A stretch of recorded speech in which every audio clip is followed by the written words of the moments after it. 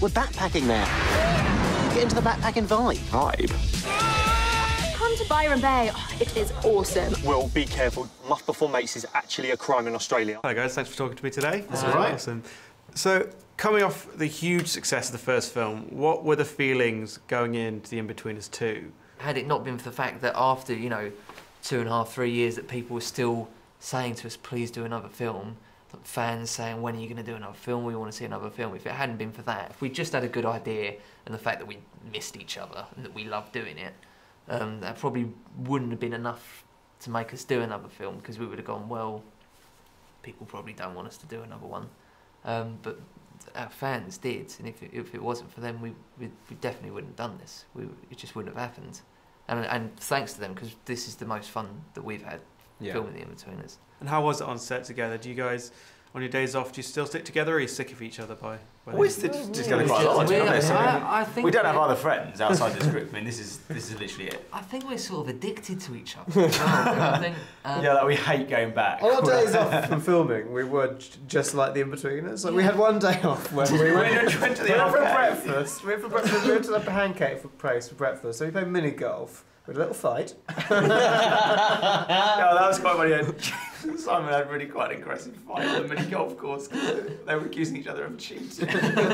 And then we went to the arcades and played some games. We went to the cinema. Yeah, and then we went to the cinema, and then we went out for dinner, and then we went to bed. Well, no, after we went to the cinema, together, after we come out of the cinema, the sort of mall that the cinema was in had shut, and we'd got a bit confused, and we didn't know how to get out of the mall. We got stuck in a mall. We tried and then I was getting worried because I really needed a poo.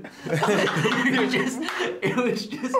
We tried to go out the back exit of the cinema. We went out of like we started to walk through the bread.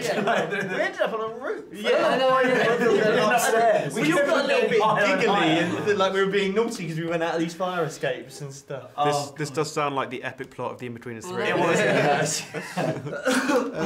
So I have to admit that when the series first came out, I was 17 and in sixth form and was like, yes, this is exactly how I am. And now, looking back on that, I'm like, wow, what an idiot.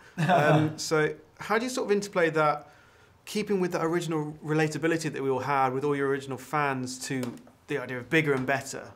Even though some of the scenes and the things that these characters do can sometimes feel quite heightened, the actual kind of big idea behind each of the films have been exactly what those people would do at that point in time. You know, when you're 18, you go on a lad's holiday, and then, you know, if you're thinking about going to uni, you may do a gap year beforehand. So whatever these characters have done, it's always been completely rooted in reality. So even though it is bigger and better, and this film especially feels very epic, it's also incredibly believable. They're in a new context now, and, you know, in Australia, and having new experiences that we haven't seen from the Inbetweeners before. But I do think it is, like you say, something that a lot of teenagers go through at that time of their life.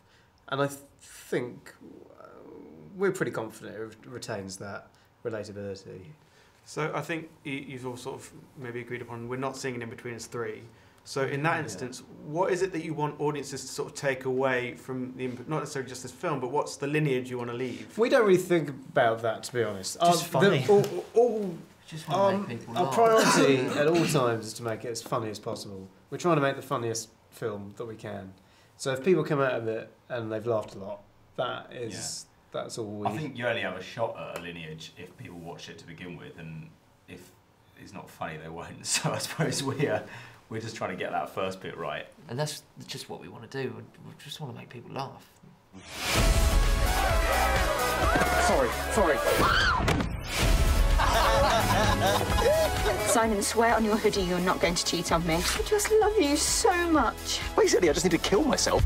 And it's got to be easier than breaking up with her.